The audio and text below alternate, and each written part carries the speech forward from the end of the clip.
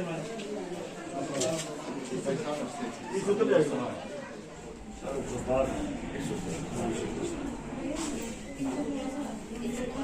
जो पिछली बारी बिल्डिंग का काम लगा है कंप्लीट हो गया नहीं तो बनया नहीं एक कमरे वाला जमा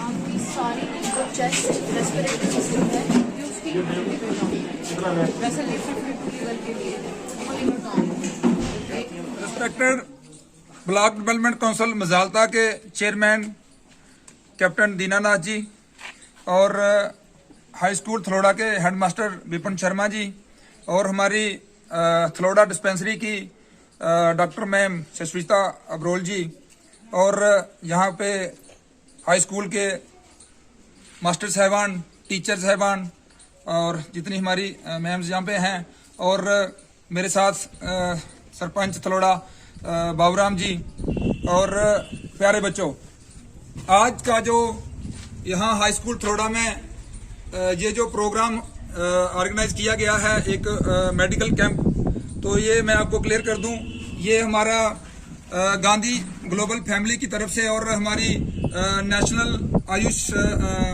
स्कीम जो है ISM की, उसके तहत जो आज का जो मेडिकल का और साथ ही अवेयरनेस का ये कैंप रखा गया है। तो सबसे पहले मैं तो अपने BDC चेयरमैन का थैंक यू करना चाहूँगा जिन्होंने अपना कीमती समय निकाल के यहाँ हमारे बीच आए और हमारे इस कैंप की शोभा बढ़ाई। और उसके बाद मैं थैंक यू करना चाहूँगा अपनी डॉक्टर मैम का और जिन्होंने हमारे थलोड़ा हाई स्कूल को चुना और यहाँ हमारी विलेज में ये कैंप ऑर्गेनाइज करवाया, इसके लिए इनका स्पेशली मैं थैंक्स करना चाहूँगा। और मैं आपको थोड़ा सा ये क्लियर कर दूँ, इसी पैटर्न के ऊपर हमारे मैम ने जहाँ पे बहुत सारे कैंप लगवाए हैं, शायद आपने देखा भी होगा मीडिया में पेपर्स में भी आता है, और जिसमें पूरा ब्रीफली इन्होंने आयुर्वेद के बारे में जगह जगह खास करके मेरी पंचायत में आउटरीच कैंप लगाए। हम पिछले दिनों हमारे बट्टल पंचायत में कैंप यहाँ पैलेस में किया गया, तो और थलोड़ा में तो अक्सर हमारे टाइम टू टाइम चलते ही रहते हैं। तो कहने का मतलब है कि आज हम बच्चों के लिए स्पेशली ये कैंप रखा गया है। डॉक्टर मैम ने भी जो सोचा और गवर्नमेंट की भी जो मंशा है कि हमारे आयुर्वेद को पूरे विश्व भर में सराहा जा रहा है और इसका भरपूर लाभ पूरी दुनिया ले रही है, तो क्यों ना हमारे यहाँ के जो बच्चे हैं, जो कल का आने वाले भविष्य है हमारा, तो आप तंदुरुस्त रहेंगे, आपको इसका भरपूर लाभ मिलेगा। और बहुत सारी चीजें इसमें आयुर्वेद के बारे में डॉक्टर मैम अभी थोड़ी देर के बाद आपको पूरा जानकारी देंगी, जागरूक करेंगी, अवेयर करेंगी इसके बारे में कि आयुर्वेदिक क्या चीज है और इसमें क्या क्या हमारी बहुत सारी चीजें जो है हमारे घर में होती हैं, लेकिन उसका प्रयोग करने का हमें पता ही नहीं है। मान लो जैसे ये नीम है, मेथी है, वो जो हमारे घर में उगाई जाती है, लेकिन उसका प्रयोग नहीं कर पाते हैं, जो हमारी सेहत के लिए कितनी अच्छी है, और उसके लिए डॉक्टर मैम आपको बताएंगी। और उसके बाद जो मेडिसिन आप लोगों के लिए, बच्चों के लिए लाई है, वो आप लीजिए और उसका प्रयोग कीजिए।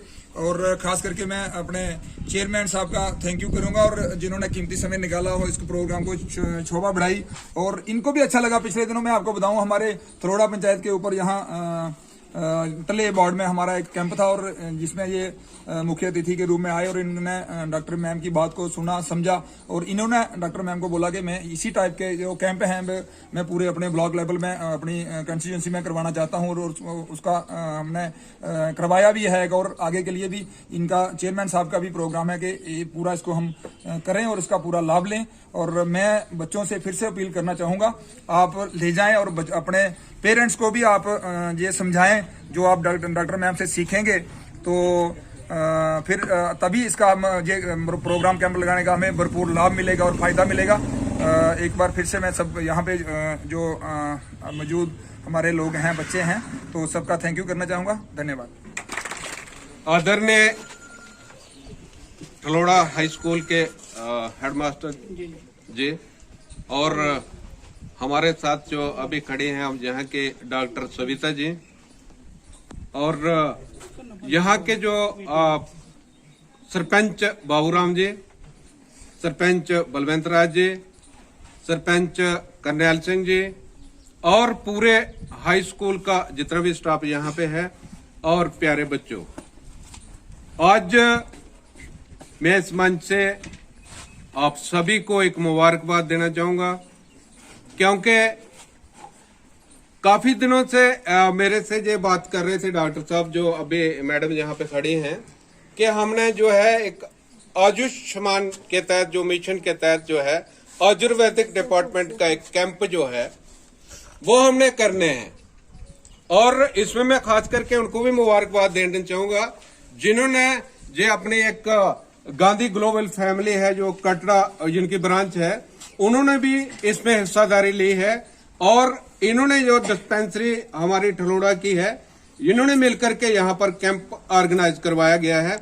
और इसमें मैं सबसे ज्यादा सहयोग जो है ये अपने स्कूल स्टाफ का भी मानूंगा जिन्होंने हमारी बात सुनी है।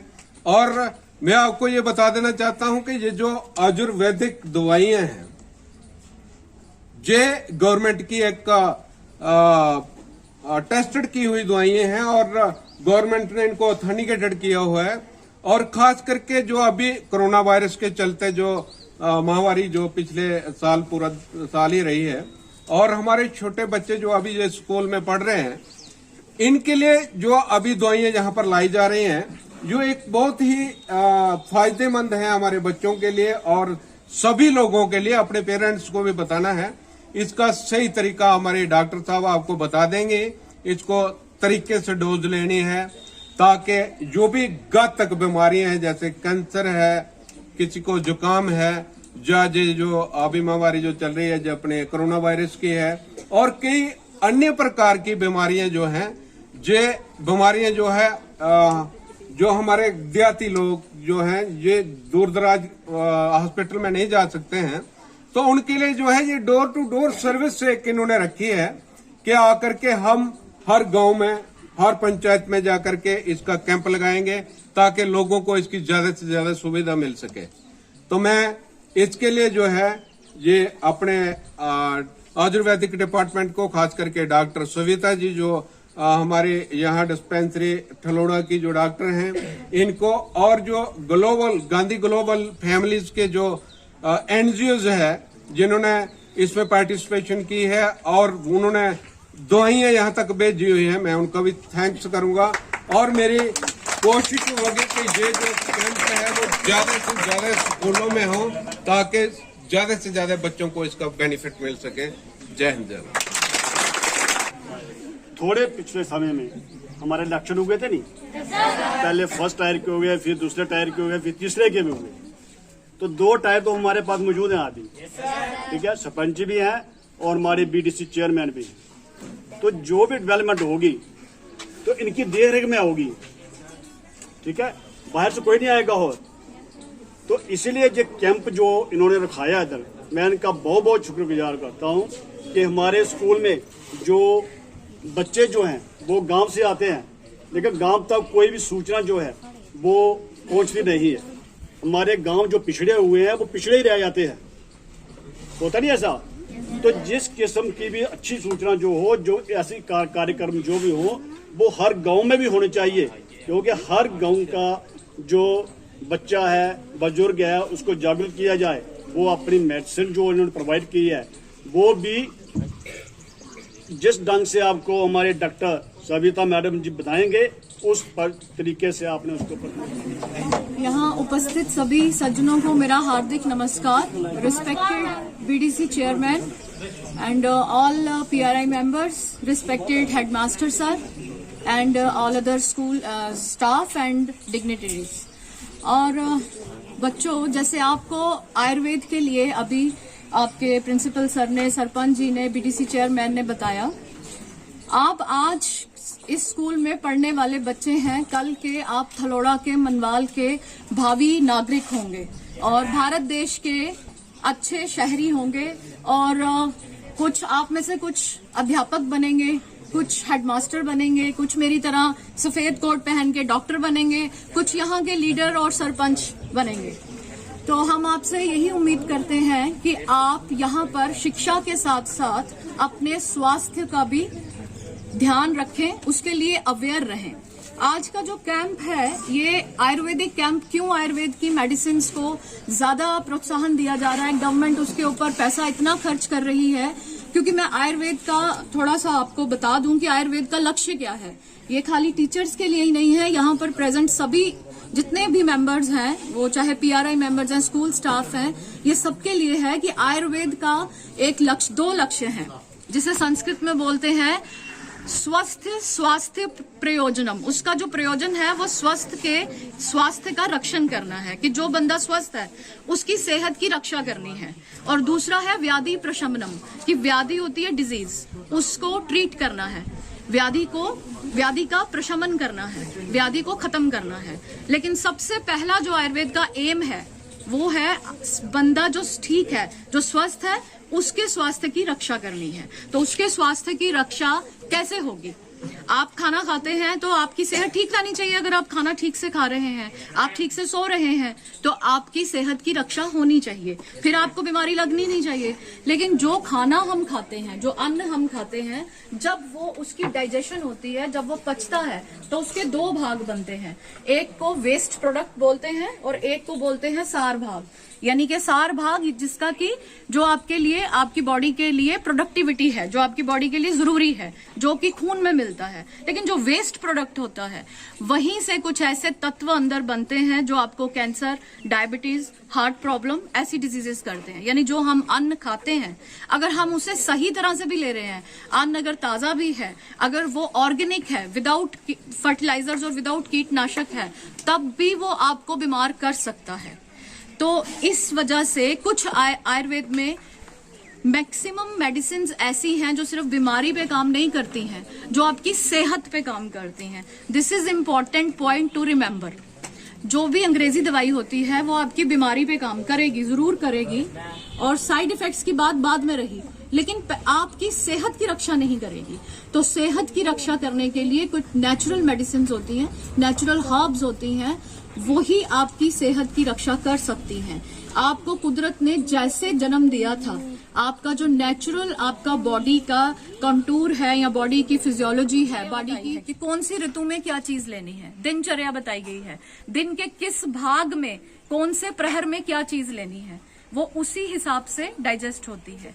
तो ये आपको जैसे जैसे मैं आपका चेकअप करूंगी, as per the disease, as per the person, साथ साथ में ये चीजें बताई जाएंगी। लेकिन दही का इस्तेमाल सुबह 12 बजे के अंदर अंदर करना है, और उसे कभी भी खाली नहीं लेना है। उसके अंदर कुछ ना कुछ बीच में, जैसे आप नमक लेते हैं या आप धनिया ले लो या पुदीना ले लो, कुछ ना कुछ उसमें डाल के लेना है, क्योंकि वो बहुत स्टिकी है, उसको अभिशंदी बोलते हैं, वो कफ प्रोड्यूस करता है, इसलिए उसको खाली नहीं लेना है। और उसको रात को बिल्कुल भी नहीं लेना है, चाहे आपकी मम्मी कहे, दादी कहे, नानी कहे, पर दही को रात को नहीं लेना।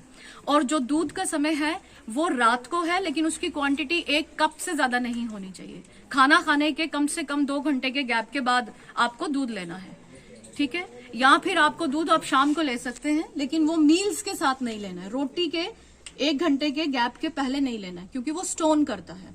जो हम आटा गेहूं खाते हैं उसमें फॉस्फेट करके कुछ ग्रैन्यूल्स होते हैं, वो मिलते हैं दूध के कैल्शियम के साथ, तो फिर वो स्टोन क्रिएट करते हैं। इसलिए खाना इंपॉर्टेंट नहीं है, खाना कब खाना है, कैसे खाना है, किस चीज के साथ खाना है, किस मौसम में कितना लेना है, उसकी कितनी मात्रा होनी चाहिए, ये सब इम्पोर्टेंट होता है। इसलिए आयुर्वेद को आप ये चीज याद रखें कि आयुर्वेद आपके स्वास्थ्य की रक्षा करता है, उसके बाद डिजीज पे काम करता है। इसलिए आयुर्वेद इम्पोर्टेंट है। और आयुर्वेद की मेडिसिन की साइड इफेक्ट्स इसलिए नहीं होते हैं क्योंकि वो नेचुरल होती हैं, ऑर्गेनिक होती हैं, और उनको बनाने में मशीन्स का प्रयोग कम होता है।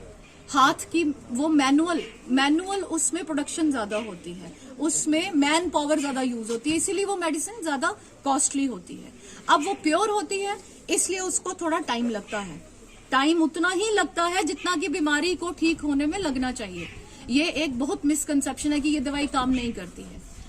आयुर्वेद में जो गिलोय एक जड़ी है, कौन सी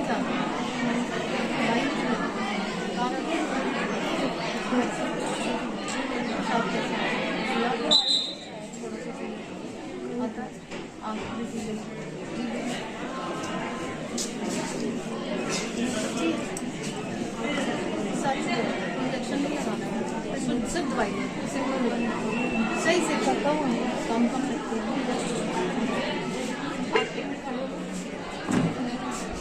ये 90 आप इसका फेस पे ना अंदर फेस देखिए, इसको अंदर पेट में 100% ठीक है।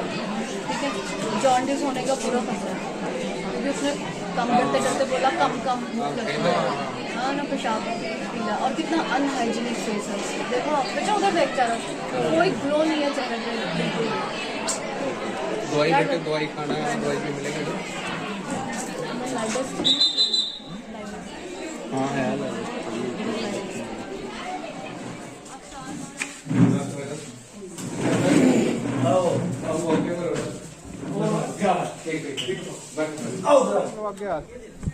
वैक्सीन का कैंप हाँ जी नहीं है, ये बड़े बच्चे जेड़े बेचारे कोई कमे काजा रखे पिछे गए नाश्ते ने फिर रह गया। तो कल अगर आज पूरे नहीं होंगे ना तो फिर कल आने की जरूरत नहीं है, फिर एक दो दिन बाद फिर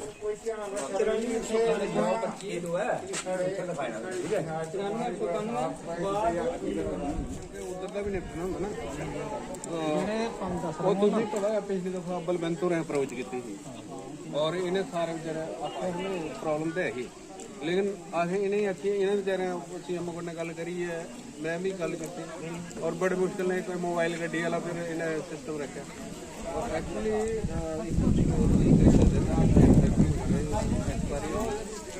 हिंदी भी मसले तो अज अगर बंदे पूरे ही तो ठीक है, अगर 2 4 5 7 10 बंदे बचते तो नेक्स्ट कोई डे फिर फिर बंदा रही है बाढ़ देख बाढ़ देख लिया मेरी बाढ़ पंचायत की हुई है, भगवंत की हुई है, चैनी हुई है, करनैल सिंह की पंचायत की बंदा कोई रही जाता नहीं कुछ एज फैक्ट ही